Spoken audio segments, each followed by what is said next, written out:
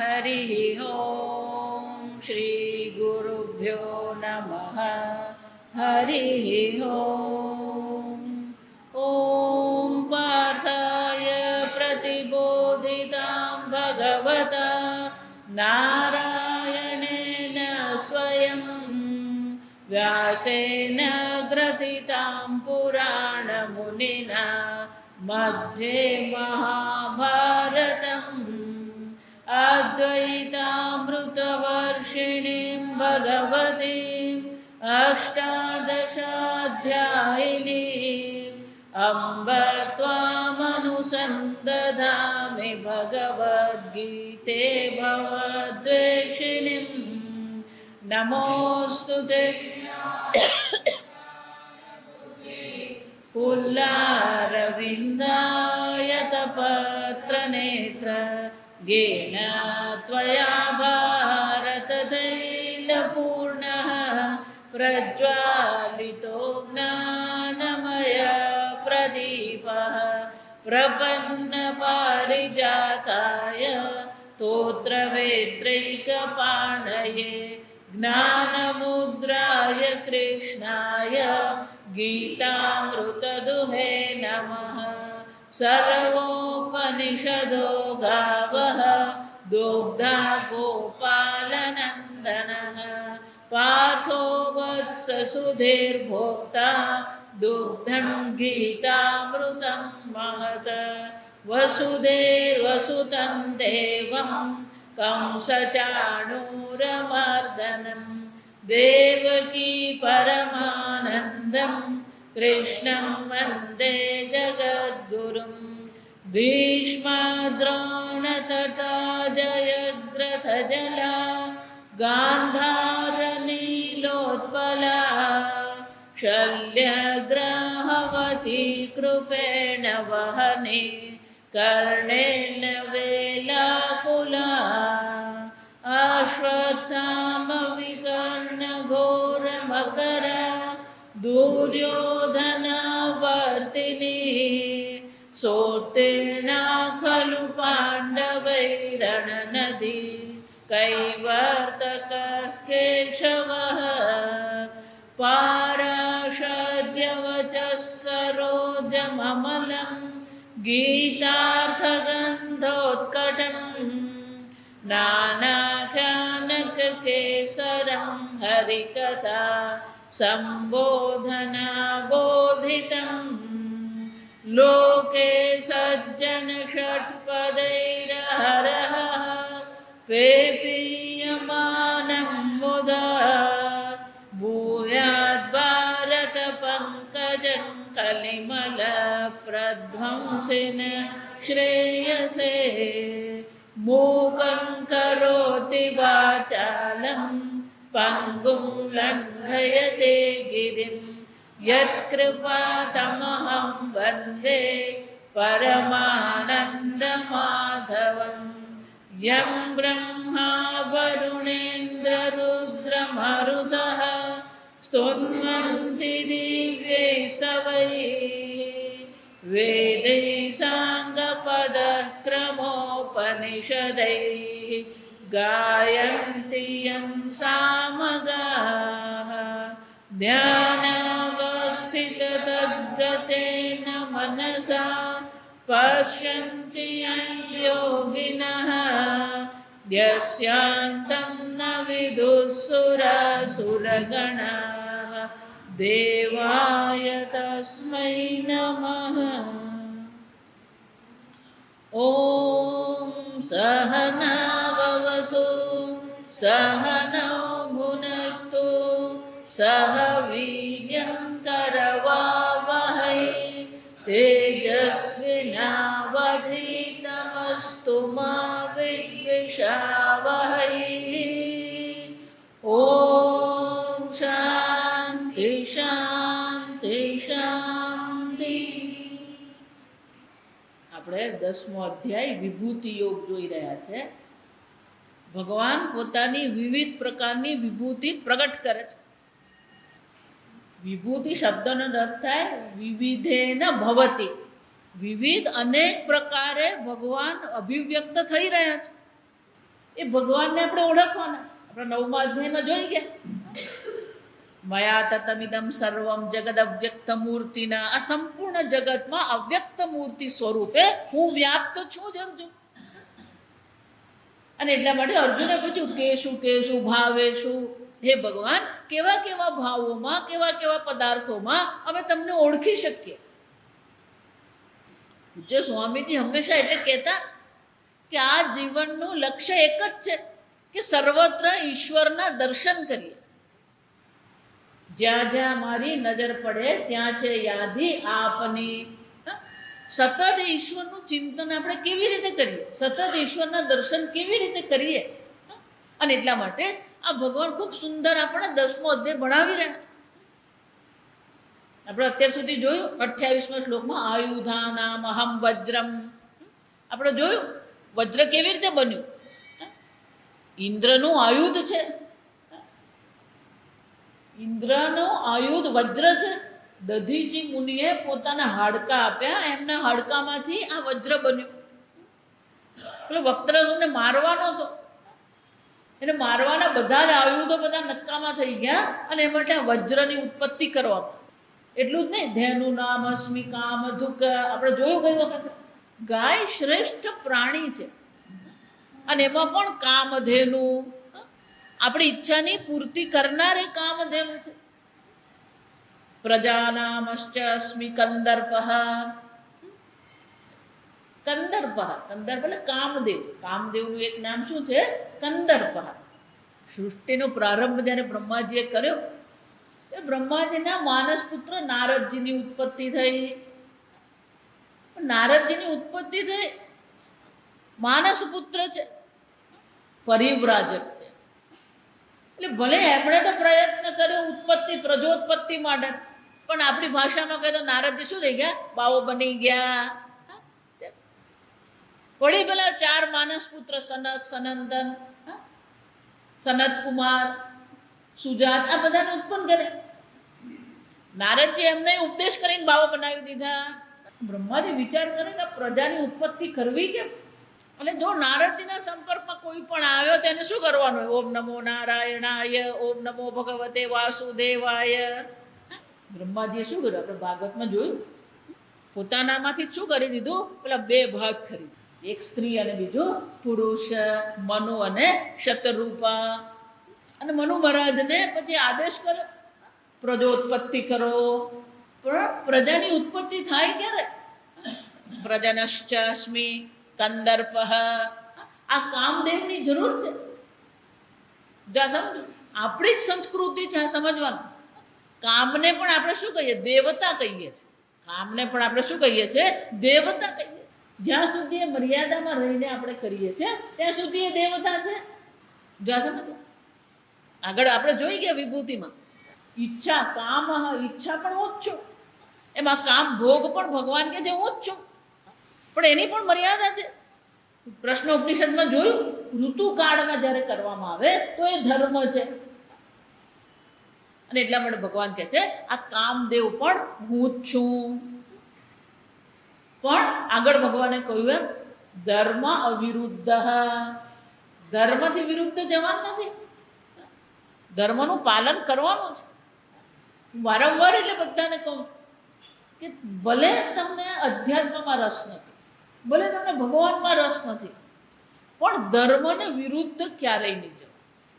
જેટલું આપણે ધર્મના વિરુદ્ધ જઈશું એટલું જ માર કોને પડવાનો? આપણને જ પડવાનો છે. આમ ભગવાન કહે છે કામદેવ પણ હું છું.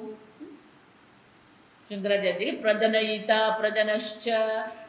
આ પ્રજનન કરનાર કોણ છે? આ કામદેવ છે. પ્રજાની પ્રજનશ્ચ એટલે શું છે? પ્રજાની ઉત્પત્તિ કરનાર છે.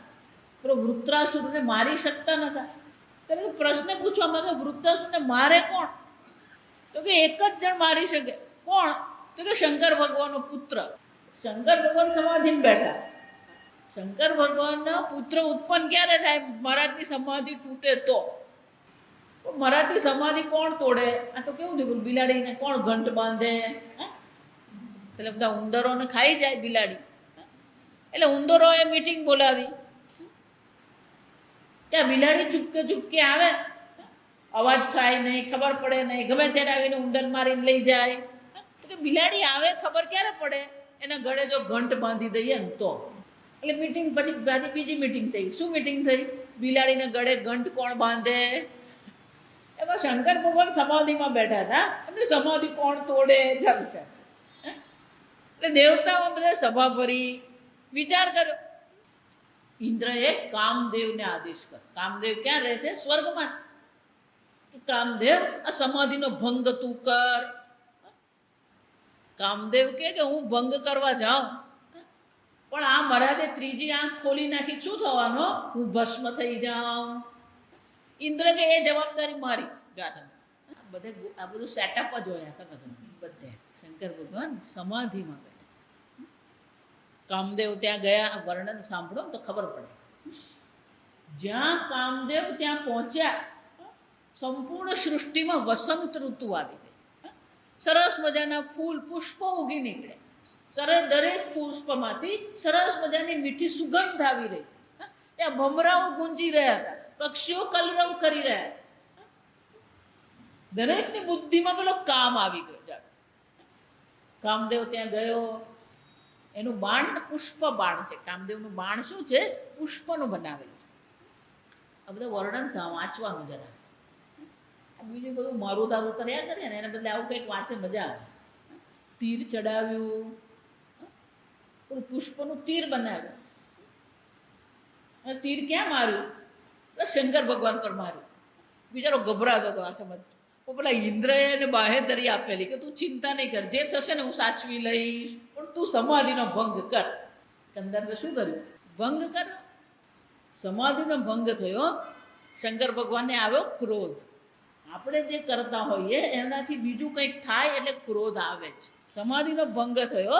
શંકર ભગવાનને ક્રોધ આવ્યો. ત્રીજું નેત્ર ખુલ્યું.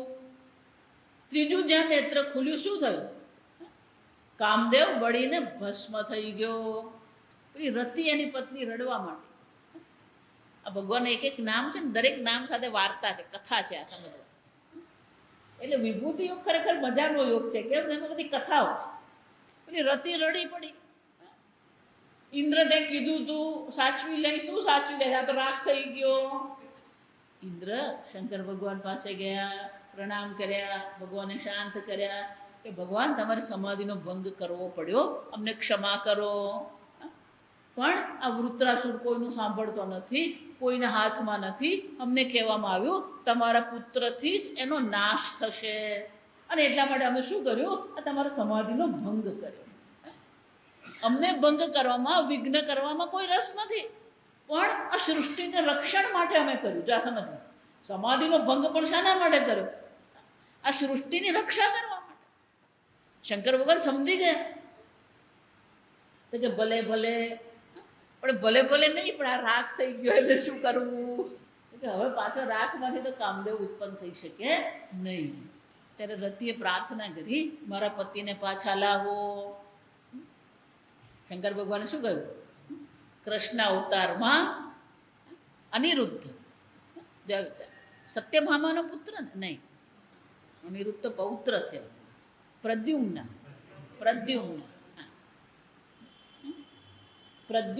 રૂપે એનો જન્મ થશે, અને પાછો તને તારો કામદેવ મળી જશે. આમ કૃષ્ણ અવતારમાં કૃષ્ણના પુત્ર રૂપે પ્રદ્યુમ્નનો જન્મ થશે. અને ભગવાન કહે છે, અને આ કામદેવ કોણ છે? કંદર્પ પ્રજનશ્ચાસ્મિ. આમ આ પ્રજનન કરવા માટે. જો કામદેવે શંકર ભગવાન સમાધિનો ભંગ પણ શાના માટે કર્યો? પ્રજનશ્ચ. જો સમજો, આમ એ પુત્રની ઉત્પત્તિ માટે કામદેવે ઉપયોગ કરવાનો. એ કંદર્પની એ કામદેવને જ્યારે સમાધિનો ભંગ થયો અને પુત્રની ઉત્પત્તિ થઈ, એ કથા પછી આવશે. અહીંયા જ આવવાની છે. આ સમજો, એ પુત્ર કોણ હતા? કાર્તિકેય. ભગવાનના પુત્ર કાર્તિકેય છે. અને કાર્તિકેય એ દેવ સેનાના પતિ, સેનાપતિ હતા. દેવતાઓની જે સેના હતી એના સેનાપતિ બન્યા. દરેક દેવતાએ એમને આયુધ આપ્યો, દરેક માતાજી એમને શક્તિ આપી, અને પછી એમણે વૃત્તાસુરનો વધ કર્યો. પણ એને માટે નિમિત્ત કોણ બન્યું? કંદર્પ પ્રજનશ્ચાસ્મિ. સર્પાણામસ્મિ વાસુકી. સર્પાણામ, સર્પ, નાગ અને સર્પ બે અલગ. ફેણવાળા હોય એને નાગ કહેવામાં આવે. આ સર્વ સાપોમાં વાસુકી હું છું. સાપનો રાજા કોણ છે? વાસુકી. એટલે શંકરાચાર્યજી કહે છે સર્પરાજ. વાસુકી કોણ છે? વાસુકીને શું કરવામાં આવ્યું? વલણું કરવા માટે દોરડું કોને બનાવવામાં આવ્યું? વાસુકીને દોરડું બનાવ્યું. હા, ભગવાન કહે છે આ સર્પનો રાજા વાસુકી હું છું. એ જ વાસુકી કોને ડંખ માર્યો? ભાગવત કથા બધું યાદ રાખવું. ભાગવત કથામાં પરીક્ષિતને ડંખ કોણે માર્યો? વાસુકીના ડંખથી જ પરીક્ષિતનો નાશ થયો. એમ ભગવાન કહે છે આ સર્પરાજ, સર્પ ભેદાના. શંકરાચાર્ય કહે છે અનેક પ્રકારના સર્પો છે. આ સર્વ સર્પોમાં વાસુકી નાગ હું છું. પણ એનો અર્થ એવો નથી કે બાકીના સર્પ ઈશ્વર નથી. બાકીના બધા સર્પ પણ કોણ છે? ઈશ્વર જ છે. જ્યારે સર્વ ઈશ્વર છે તો સર્પ પણ ઈશ્વર જ છે. પણ આગળ હું કહી ગઈ વખતે મેં કીધું આપણે બધા 50% ભક્તો કહેવાય. આ સમજવું. આપણી ભક્તિ 50%. કેમ? ફાવતું હોય ને ત્યારે ભગવાન, નહીં ફાવે ત્યારે શું કરવાનું? ભગવાન કહે છે સર્પ પણ હું જ છું. મારામાંથી જ સર્પની ઉત્પત્તિ થઈ. આગળ 29માં આપણે 29મા શ્લોકથી શરૂ કરવાનું. અનંતશ્ચાસ્મિ નાગાનામ, અનંતશ્ચાસ્મિ નાગાનામ વરુણો યાદસામહં પિતॄણામર્યમા ચાસ્મિ યમઃ સંયમતામહં.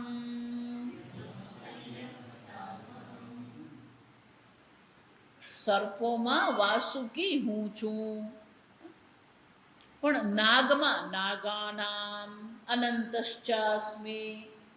આ સર્વ અનેક પ્રકારના નાગ છે. નાગ બે પ્રકારના હોય. એક મુખવાળો, એક શીર્ષવાળો હોય નાગ, અથવા અનેક શીર્ષવાળા. અનેક શીર્ષવાળા તો આપણને જોવા મળતા જ નથી આ સમય. પણ અહીંયા ભગવાન જે કહી રહ્યા છે કોણ છે? સહસ્ર શીર્ષ. અનંત એટલે કોણ છે? આ ભગવાનના સ્વામીજી એટલે મને બહુ સરસ કહેતા કે બધી જ વસ્તુ ભગવાને શરૂ કરી. ભગવાન વિષ્ણુનું એક નામ શું છે? અનંત શયન.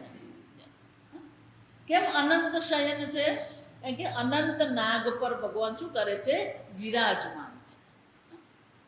એટલે સ્વામીજી કે આ સાપ જે છે ને એ સાપ જ ભગવાનનું શયન છે, પથારી છે. સ્વામીજી કે આ સાપ એટલે સ્પ્રિંગ મેટ્રેસ. પહેલી સ્પ્રિંગ મેટ્રેસ કોણે શરૂ કરી? આ સાપે, ભગવાને શરૂ કરી. શેષનાગ આપણે એને ઓળખીએ કઈ રીતે? શેષનાગ તરીકે. ભગવાન એ પણ અનંત શયન છે. અનંત નાગ જે છે શેષનાગ પર એ ભગવાન શયન કરે છે. ક્ષીરસાગરમાં શેષનાગ પર ભગવાન. અને શેષનાગ કેવો છે? સહસ્ત્ર શીર્ષા. 1000 ફેણ છે એની. ધ્યાન નહીં લાગતું હોય ને તો એ આ એક ઉપાય છે. મનને એકાગ્ર કરવાનો એક ઉપાય છે. શાસ્ત્રમાં એવું કહેવામાં આવ્યું છે કે આપણી પૃથ્વીને ધારણ કરનાર કોણ છે? આ શેષનાગના મસ્તક પર પૃથ્વી છે. પણ શેષનાગ એવા સ્થિર છે કે પેલી પૃથ્વી ગબડી પડતી નથી. એટલે મન એકાગ્ર ન થતું હોય તો શું કરવાનું? કે વિચારવાનું હું શેષનાગ છું અને મારા મસ્તક પર પૃથ્વી છે. હું જરાય હલી શકું એમ નથી. કેમ? હું હલું તો શું થાય? પેલી પૃથ્વી પડી જાય. ઉપાય ધ્યાનનો એક ઉપાય આ છે. તો મહાભારતમાં જરા ક્રૂર ઉપાય બતાવવામાં આવે. ધ્યાન, મન એકાગ્ર થતું નહીં હોય, મનમાં વૈરાગ્ય થતો નહીં હોય. એટલે એક રાજા મહાત્મા પાસે ગયું, મારાથી એકાગ્ર થવાતું નથી, માળા થતી નથી. તો કે બહુ સરળ ઉપાય. કે શું? એ મહાત્મા માટે સરળ, આ સમજજો. આપણા માટે ક્રૂર, આ સમજવું. કેમ? કે પતલી સૂતરની દોરી લેવાની, એના પર તારી તલવાર બાંધવાની અને માથા પર ટીંગાડી દેવાની. એટલા માટે જ કહીએ આપણે લટકતી તલવાર એમ કહીએ ને. માથા પર તલવાર હોય ને બીજું કંઈ યાદ નહીં આવે આ સમજવું. હા, હું શેષ નાગ છું અને મારા મસ્તક પર શું છે? આ મોતી સમાન પૃથ્વી છે. ભગવાન કહે છે નાગાનામ અનંતશ્ચાસ્મિ, આ શેષનાગ હું છું. કૃષ્ણ ભગવાનનો જ્યારે અવતાર થયો તો ભગવાનના અવતાર પહેલા શેષનાગે પણ અવતાર લીધો. એ શેષનાગનો અવતાર જ શું કહેવાય? બલરામ. આ બધી કથા યાદ રાખવાની. એ શેષનાગ જ શું છે ને? બલરામ રૂપે છે. જો એટલા માટે હું તમને કહું, જ્યારે કાલીય મર્દન થયું ને ત્યારે ત્યાં બલરામ નતા. જો અઘાસુરનો વધ થયો ને ત્યારે બલરામ ત્યાં નતા. કે બલરામના જાતિ હતી. જો સમજ, એમની જાતિનો જ્યારે નાશ થયો ત્યારે બલરામ ત્યાં હાજર નતા. આમ ભગવાન કહે છે આ અનંત પણ હું જ છું. અનંત કેમ છે? કે અનંત ફેણ છે એમની, અનેક ફેણ છે. એટલા માટે શું કહેવામાં આવે? અનંતશ્ચાસ્મિ નાગરાજ અસ્મિ. ભગવાન કહે છે આ શેષ નાગ પણ હું જ છું. બધા ભગવાન આ જેટલું કહી રહ્યા છે બધા રાજા છે. જો આ સમજો. આગળ જોઈ ગયા આપણે. વાસુકી એ સર્પરાજ છે.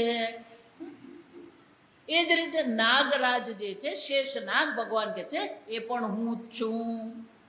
વરુણ યાદસામહમ. વરુણ અબદેવતાનામ રાજા. વરુણ દેવતા કોને કહેવામાં આવે? આ જળના દેવતાને વરુણ દેવતા કહેવાય. એટલા માટે જ રોજ જ્યાં માટલું હોય ને ત્યાં પાણી હોય ત્યાં આપણે શું કરીએ? દીવો કરીએ. તુલસીને દીવો કરીએ એમ શું કરવાનું હોય? માટલું હોય ને ત્યાંય કરવાનું. માતાજી અમારા ઘરે માટલું છે જ નહીં. કેમ? ફિલ્ટર આવી ગયું.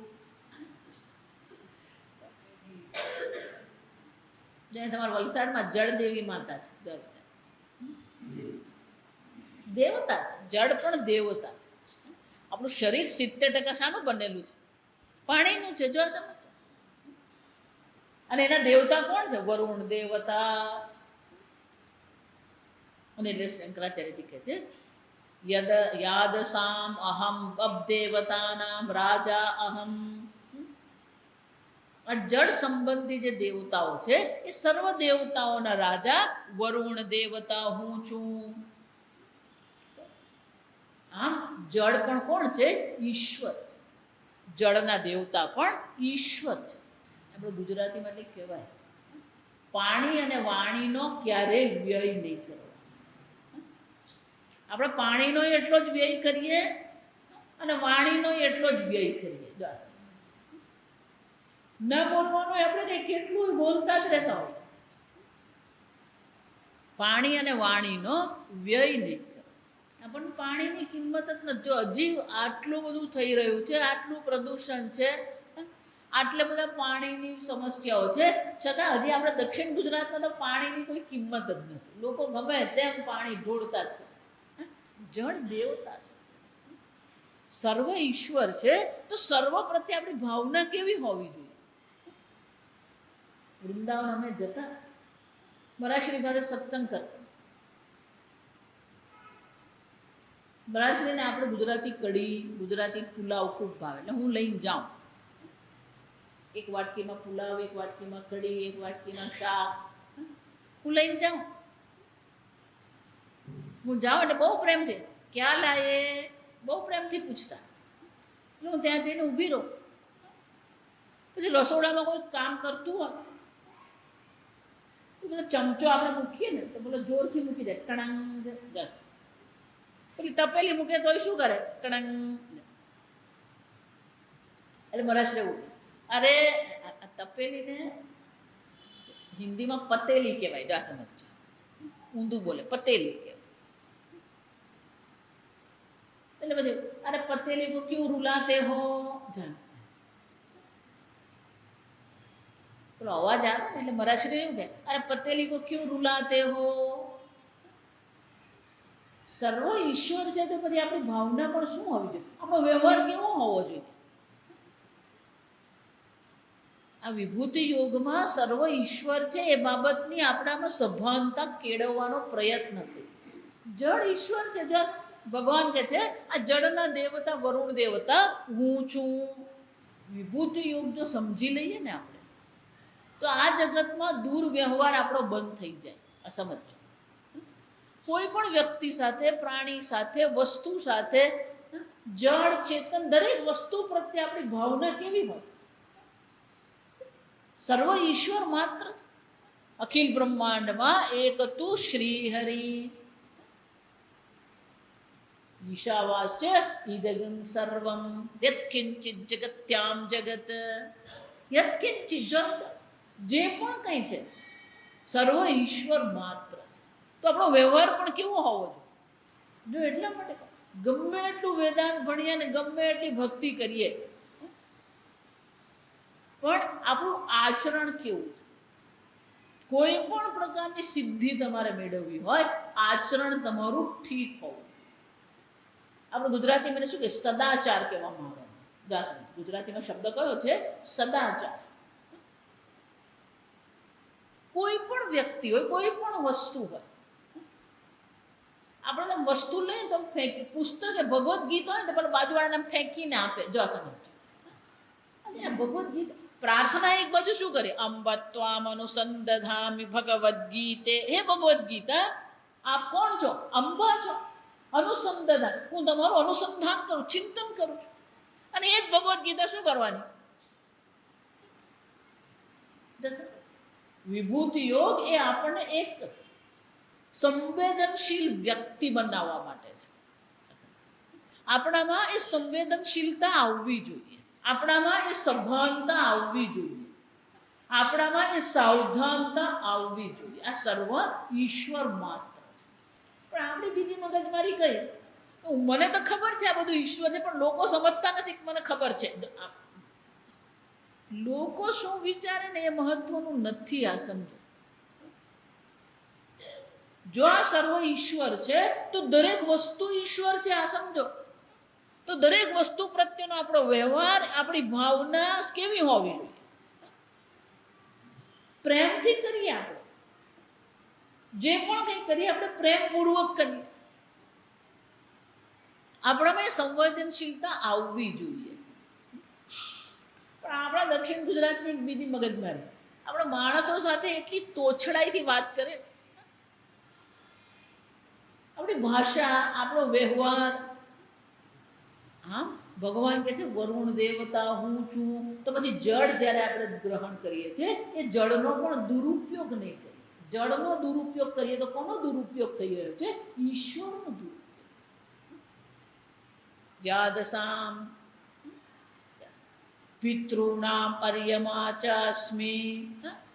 પિતૃલોક, જેમ સ્વર્ગલોક છે, ચંદ્રલોક છે, સૂર્યલોક છે, એમ પિતૃલોક છે. જા સમજ. જ્યારે વૈદિક યજ્ઞ, અનેક પ્રકારના વૈદિક યજ્ઞ કરવામાં આવે તો પુણ્ય રૂપે એને સ્વર્ગની પ્રાપ્તિ થાય. જા સમજ. અનેક પ્રકારની તપશ્ચર્યા કરવામાં આવે તો સ્વર્ગની પ્રાપ્તિ થાય.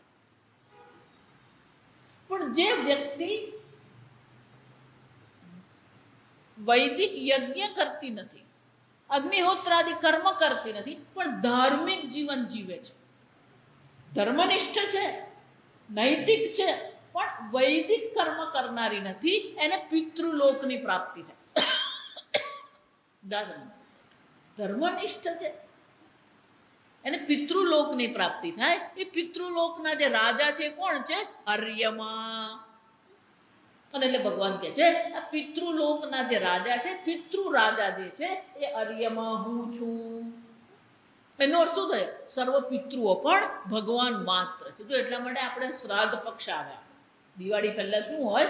શ્રાદ્ધ પક્ષમાં આપણે પિતૃઓને શું કરીએ? આપણે મધ્ય આફ્રિકામાં એક આખો સંપ્રદાય છે. એ લોકો ફક્ત ને ફક્ત પિતૃઓની જ પૂજા કરે. એ લોકો એમ જ કહે છે કે આ પિતૃઓના આશીર્વાદથી જ અમારું જીવન છે, પિતૃઓના આશીર્વાદથી જ અમારી સમૃદ્ધિ છે. હા, આ પિતૃઓની પણ આપણે પૂજા કરીએ. અને ભગવાન એટલે કહે છે આ પિતૃલોકમાં જે રાજા અરિયમાં છે એ હું છું. યમઃ સંયતામહમ. સંયતામ, સંયમતામનો અર્થ શું થાય? દુષ્ટ નિગ્રહ. સંયમ કરવો એટલે કે દુષ્ટનો નિગ્રહ કરવો. એ દુષ્ટ બહાર નથી આ સમજ. દુષ્ટ આપણા મનમાં જ છે, આવશે પછીના અધ્યાયમાં. 16મા અધ્યાયમાં ભગવાન દૈવાસુર સંપત્તિ, આ જેટલી સંપત્તિ ભગવાન દૈવ અને અસુરની બતાવે છે ખરેખર એ બહાર નથી, આપણામાં જ છે. દેવ સંપત્તિ પણ આપણામાં જ છે, અસુર સંપત્તિ પણ આપણામાં જ છે. હા, આ દેવ સંપત્તિ છે, પણ જે અસુર સંપત્તિ છે દુષ્ટ છે, અધર્મ કરનાર છે, ધર્મનું ઉલ્લંઘન કરનાર છે, હિંસા કરનારો છે. એને સંયમ કરનાર, એનો નિગ્રહ કરનાર જે છે યમઃ, યમરાજા. આપણે તો પેલો યમરાજા એમ કહીએ ને એટલે જ ગભરામણ થઈ જાય. પણ યમરાજા જે છે એ કોણ છે? દુષ્ટ નિગ્રહ, દુષ્ટનો નિગ્રહ કરનાર છે. હંમેશા એટલે એક ભાઈ છે, વર્ષો સુધી વેદાંતનું શ્રવણ એમણે કર્યું, 80 ઉપર અત્યારે એમની ઉંમર છે. એ હંમેશા મને કહે કે મને હવે મૃત્યુનો જરાય ડર નથી. મેં જીવનમાં કશું ખોટું કર્યું નથી, કોઈની પાસે ખોટું કરાવ્યું નથી, મને મૃત્યુનો ભય નથી. જો આ સમજ, ધર્મનિષ્ઠ હોય ને એને મૃત્યુનો ક્યારેય ભય નહીં. ભાગવતમાં એટલે કથા છે, તે પેલો શેઠ મરવા પડે ને પેલો જીવ નીકળે ને, કેમ? અનેક લોકોની હિંસા કરેલી, અનેક લોકો સાથે એને કપટ કરેલું, અનેક લોકોને મારેલા. એ બધા શું કરી રહ્યા છે? પેલા રાહ જોઈ છે કે તું આ શરીરમાંથી નીકળ. એટલે પેલાનો જીવ નીકળે નહીં, કેમ? એને દેખાય આ બધા, પેલું મચ્છર દેખાય, વાંદો દેખાય. માતાજી મચ્છર વાંદાની વાત નહીં કરવાની. એ બધા રાહ જોઈને જ બેઠા છે. સમજો, જ્યાં સુધી આ મનુષ્ય શરીરમાં છો ને કર્મની સ્વતંત્રતા છે, કર્મનો અધિકાર છે, પણ એકવાર આ મનુષ્ય શરીર છૂટ્યો પછી કોઈ અધિકાર નથી. તમે કર્મને આધીન છો. હા, એ કોનો નિગ્રહ કરે? બધાનો નિગ્રહ કરે છે એમ નહીં. દુષ્ટ નિગ્રહ. સંયમતા એટલે શું છે? જો વિચાર, આ શબ્દ સમજવા જો. દુષ્ટ નિગ્રહ પૂર્વતામ, કે દુષ્ટનો નિગ્રહ શું કામ કરે? જે સદાચારી છે એનો નિગ્રહ કરવાની આવશ્યકતા નથી, કારણ કે એ કોણ છે? સ્વનિગ્રહ કરી રહ્યો છે. ધર્મનિષ્ઠ છે એનો અર્થ શું થયો? એને પોતાના પર નિયંત્રણ મેળવ્યું જ છે, એને યમરાજાની જરૂર નથી. જે ધર્મનિષ્ઠ છે એને પોતાના સ્વભાવ પર, પોતાની વાણી પર, પોતાના મન પર નિયંત્રણ મેળવી જ લીધું છે, એટલે એને જરૂર નથી. પણ જેણે પોતાના વાણી, મન, બુદ્ધિ પર નિયંત્રણ નથી મેળવ્યું એનું નિયંત્રણ કોણ કરે છે? આ યમરાજા કરી રહ્યા છે. અને એટલા માટે કહે છે ભગવાન સંયતામ યમઃ અસ્મિ. તો એટલા માટે ભગવાનનું એક નામ જનાર્દન છે. ભગવાનનું એક નામ શું છે? જનાન. દુષ્ટ જનાન અર્દયતિ ઇતિ જનાર્દન. જે દુષ્ટ જન છે એને નરક ગતિ આપનાર છે એ ભગવાન છે. નરકમાં લઈ જનારા પણ ભગવાન જ છે, આ સમજો. અને યજ્ઞ કર્મ કરીએ છે, સત્કર્મ કરીએ છે તો સ્વર્ગમાં લઈ જનાર પણ કોણ છે? ભગવાન જ છે. એટલે મહારાષ્ટ્રી બહુ સરસ કહેતા, ये नरक भगवान का धोबी घाट है. नरक भगवान નો શું છે? ધોબી ઘાટ. બોમ્બે જાઓ તો ખબર પડે ધોબી ઘાટ કોને કહે. બોમ્બે નો ધોબી ઘાટ જોયો છે ને? આમ હાથમાં આમ ચાદર લે ને પછી શું કરે? પેલા પથ્થર પર એવો ચાદર ને મારે જેટલી ધૂળ હોય ને બધી ખંખેરાઈ જાય. 8-10 વાર પેલી ચાદરની એવી પછાડે પથ્થર પર. એમાં નરક પણ શું છે? આ જીવે અનેક પ્રકારના અધર્મ કર્યા છે, અનેક પ્રકારની મલિનતા છે, અનેક પ્રકારની અશુદ્ધિ છે. એ અશુદ્ધિની નિવૃત્તિ કરવા માટે ભગવાન એને ક્યાં લઈ જાય છે? આ નરકમાં. આમ શુદ્ધ કરો, જીવને શુદ્ધ કરવા માટે નરક છે, જીવને દુઃખી કરવા માટે નરક નથી. જો આ સમજો, આ ફરક સમજો ને. જીવને દુઃખી કરવા માટે નરક નથી બન્યા. જીવમાં જેટલી પણ મલિનતા જે છે એ મલિનતાની નિવૃત્તિ કરવા માટે આ નરક છે. અને એટલા માટે નરક એ ભગવાનનો ધોબી ઘાટ અને એક પ્રકારની અશુદ્ધિ લઈને ફરીએ છીએ. અને એટલે કે છે યમઃ સંયતામહમ. આમ જે ધર્મનિષ્ઠ છે એની રક્ષા કરવાનું કામ પણ મારું જ છે. જે અધર્મનિષ્ઠ છે એને અધર્મ છોડાવવાનું કામ પણ ભગવાનનું છે. આપણે બાળકો જેવું છે. જો બાળક સારું કરે તો એને પ્રોત્સાહન આપવાનું કામ એ માતા પિતાનું જ છે. અને બાળક ખોટું કરે તો શું કરવાનું? આજકાલ તો બાળકોને માતા પિતાઓ ખોટું કરવા દે છે અને પાછા વખાણે કરે. પેલા 2 ફટકારી આવ્યો. જો બાળક ખોટું કરે તો એને આપણે કહેવું પડે કે આ ખોટું છે, તારે કરવું હોય તો તું કર, પણ એમાં મારી સહમતિ નથી. જો બાળકોને માતા પિતાની સહમતિની આવશ્યકતા છે. પણ તમે જો એમ કહો કે તારે કરવું હોય તો કર, તારે ખાવું હોય તો ખા, પણ મારી એમાં હા નથી, તો શું થશે? 2 વાર કરશે, 3 વાર કરશે, પછી એને ખબર પડી જશે કે મમ્મી પપ્પા આમાં સહમત નથી, તો શું કરવાનું હોય? એને જાતે જ છોડી દે. આમ જે ધર્મનિષ્ઠ છે એની રક્ષા પણ ભગવાને જ કરી. 4થા અધ્યાયમાં જોઈ ગયા, પરિત્રાણામ સાધુનામ વિનાશાય ચ દુષ્કૃતામ. વિનાશ કરવો એટલે શું છે? વ્યક્તિનો નાશ નથી ભગવાન કરતા, વ્યક્તિની અંદર રહેલી જે અધર્મ છે એનો નાશ કરે. અને અધર્મનો નાશ કેવી રીતે કરે? યમઃ સંયતામહમ. આ યમ સ્વરૂપે જેટલી પણ અધર્મ નિષ્ઠા છે એનો નાશ હું કરું છું. આમ અધર્મનિષ્ઠ જે છે એ ભગવાન અધર્મનિષ્ઠનો નાશ નથી કરતા. જો સમજો, એના મનમાં જે અધર્મ કરવાની વૃત્તિ જે રહી છે એ વૃત્તિનો, એ સ્વભાવનો નાશ ભગવાન કરે. યમરાજા કોઈનો નાશ નથી કરતા.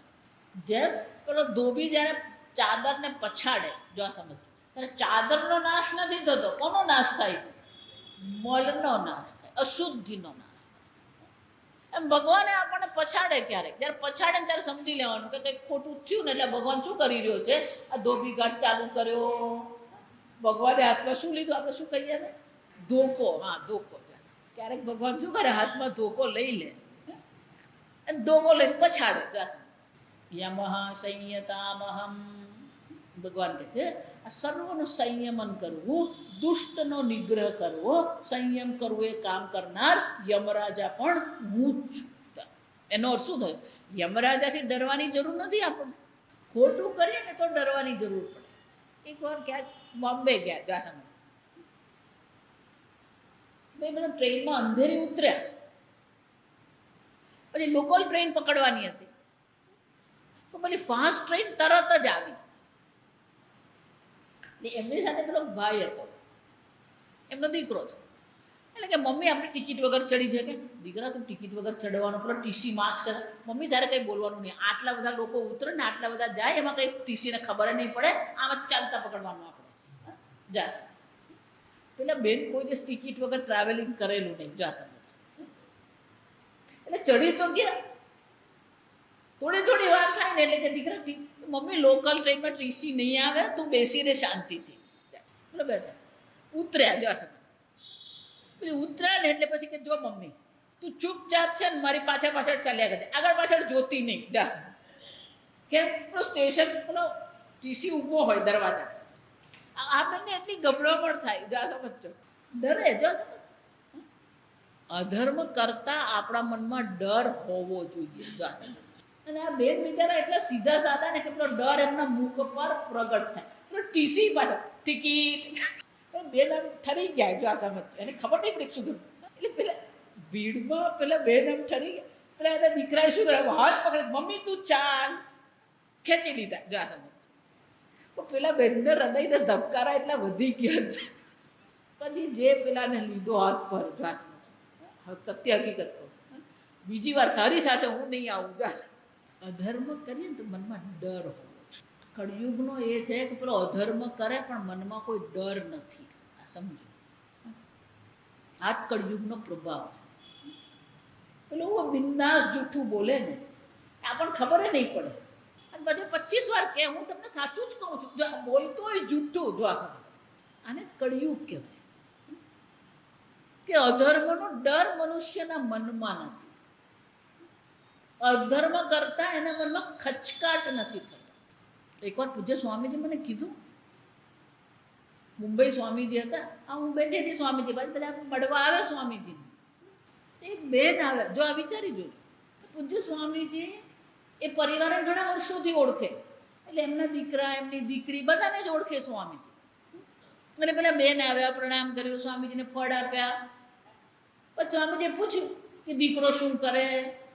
એટલે કે હા સ્વામીજી, એને તો ગવર્મેન્ટમાં નોકરી મળી ગઈ 10 વર્ષો પહેલાં. એટલે સ્વામીજી કે તો બહુ સારું, ચાલો સરકારી નોકરી મળી ગઈ એટલે સારું. કે સ્વામીજી એ તો બરાબર, જો સમજ, પણ કે નોકરીનો જે પૈસા એના કરતાં બીજા પૈસા વધારે આવે છે. સ્વામીજી કે મારી સામે આવું બોલતા એને ખચકાટની જરૂર. બેન ગયા પછી સ્વામીજી મને કે look at this, they don't even have any kind of shy, શરમ નથી આવતી બોલવામાં, એને શરમ પણ નથી. જો તો તમે કોની સામે બોલો છો? મહાત્માની સામે તમે આવું બોલો અને તમારા મનમાં એક શરમ, 2 આંખની શરમ નથી. જો આને કળિયુગ કહેવાય. પેલો અધર્મ કરે અને અધર્મના વખાણ કરે. અને એટલે ભગવાન કહી રહ્યા છે આ યમ હું છું, દુષ્ટ નિગ્રહ પૂર્વતા, આ દુષ્ટોનો નિગ્રહ કરનાર અર્જુન હું છું. હું બેઠો છું. જો એટલા માટે જ આપણે કહીએ ને, અહીંયા તમે ગમે એટલું છટકી જશો, આ શરીર છોડ્યા પછી કોઈ છટકી શકતું.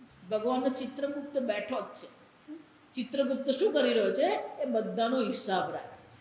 આપણે જોયું ઉપનિષદમાં, ઋતમ પિબંત સુકૃતસ્ય લોકે, મુંડક ઉપનિષદમાં જોયું, સમાને વૃક્ષે પરિશસ્વજાત. આ સંસારરૂપી વૃક્ષ પર 2 પક્ષીઓ છે. ઋતમ પિબંત, એ બંને જણા શું કરી રહ્યા છે? ઋતમ પિબંત, પાન કરી રહ્યા. શાનું પાન કરી રહ્યા? ઋતમ. ત્યાં શંકરાચાર્ય શું કહે? આ ઋતમ એટલે સત્ય નહીં, ઋતમ એટલે કર્મફળ. કેમ? અવશ્યમ ભાવિત્વા, તમે કર્મ કર્યું તેનું કર્મફળ અવશ્ય ઉત્પન્ન થવાનું છે. અને આ જન્મમાં નહીં તો અન્ય જન્મમાં એ કર્મફળ અવશ્ય મળવાનું છે. ત્યાં સમજ. અને એટલા માટે ઉપનિષદ કર્મફળને શું કહે છે? ઋતમ, અવશ્યમ ભાવિત્વ. આ જન્મમાં નહીં તો પછીના જન્મમાં પણ એ કર્મફળ ભોગવવાનું છે. એટલા માટે જ યમરાજાનું બીજું નામ શું છે? ધર્મરાજ. યમરાજાનું બીજું નામ શું છે? ધર્મરાજ. ધર્મનું નિયંત્રણ કરનાર, સર્વનું નિયંત્રણ કરે. અને એટલે ભગવાન કહે છે આ સર્વનું નિયંત્રણ કરનાર, દુષ્ટોનું નિયંત્રણ કરનાર યમરાજા હું છું. આગળ આપણે આવતીકાલ. ઓમ સ્વસ્તિ પ્રજાભ્યઃ પરિપાલયન્તામ ન્યાયેન માર્ગેણ મહિં મહિષાઃ ગોબ્રાહ્મણેભ્યઃ શુભમસ્તુ નિત્યં લોકા સમસ્તા સુખિનો ભવन्तુ કાલે વર્ષતુ પર્જન્યઃ પૃથ્વી સસ્યશાલિની દેશોऽયં ક્ષોભરહિતઃ બ્રાહ્મણા સन्तુ નિર્ભયાઃ ઓમ સર્વેષાં સ્વસ્તિર્ભવતુ સર્વેષાં શાન્તિર્ભવતુ સર્વેષાં પૂર્ણં ભવતુ સર્વેષાં મંગલં ભવતુ સર્વે ભવन्तુ સુખિનઃ સર્વે સन्तુ નિરામયાઃ સર્વે ભદ્રાણિ પશ્યन्तુ મા કશ્ચિદ દુઃખભાગ ભવેત અસતો મા સદ્ગમય તમસો મા જ્યોતિર્ગમય મૃત્યોર્મા અમૃતંગમય.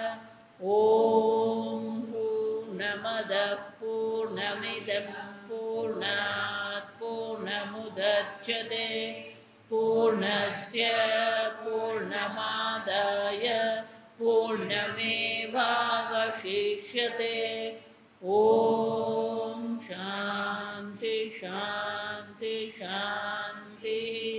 हरि ओम। श्री गुरुभ्यो नमः। हरि